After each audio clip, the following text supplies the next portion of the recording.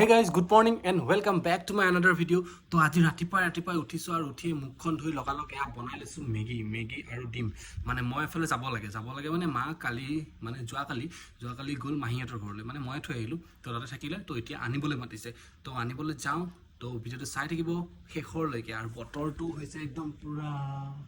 অন্ধকাৰ কৰি আহিছে এতিয়া বাজিছে 8:30 তো 8:30তে পুৰা অন্ধকাৰ তো ৰাস্তাত বৰষুণ পাম চাগে ৰেইনকোট পিন্ধি যাব লাগিব আগতীয়াকৈ পিন্ধি যাম বৰষুণ নিদুতেই তো এয়া মেগীখিনি খাই লওঁ তো খাইবলৈ লগ পাই আছোঁ মেগীটো খাই বৈ ল'লোঁ মেগী খালোঁ তাৰপিছত এতিয়া ভাবিছিলোঁ চাম কিন্তু এয়া বৰষুণ দিলে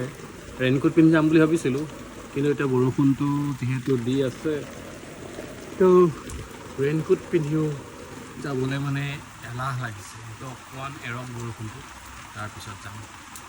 তো ৰেইনকোট পিন্ধি লৈছোঁ কিন্তু এইফালে আকৌ ওলাল ৰ'দ তথাপি ৰেইনকোটটো নুখোলোঁ আৰু কাৰণ ৰাস্তাত ভৰসা নাই জিৰাবানে মোৰ হিয়াতে প্ৰশ্ন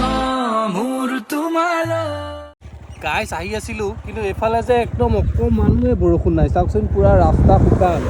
মই আহি গ'লোঁ একদম ৰেইনকোট পিন্ধি আৰু এইফালে ওলাল পূৰা ৰ'দ এয়া দেখিছেনে পূৰা একদম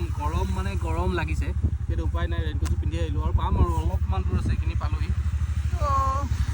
গৈ থাকোঁ ৰেইনকোট পিন্ধি মানুহে নাহাহিলেই ওলা আৰু ডাইৰেক্ট আহি একদম মাহীহঁতৰ ঘৰত বহি আছোঁ আৰু আপোনালোকক বস্তু এটা দেখাই আছোঁ চাওকচোন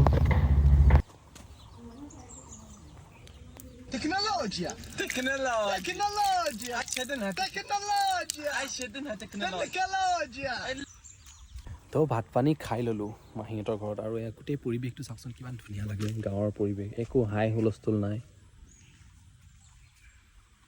আৰু ইয়াতে গছ এডাল আছে চাওকচোন মানে জবা ফুলৰ গছডাল যে বৰ ধুনীয়া লাগিছে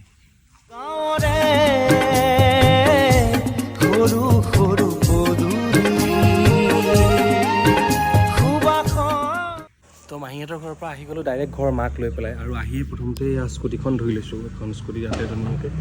ধুনীয়াকৈ মানে ধুই ল'লোঁ আৰু ধুই মেলি এতিয়া যাম ডাইৰেক্ট ঢেকীয়াজুলি পৰা অলপ আগলৈ শিঙৰি বাহঁতৰ ঘৰলৈ আমাৰ ঘৰৰ পৰা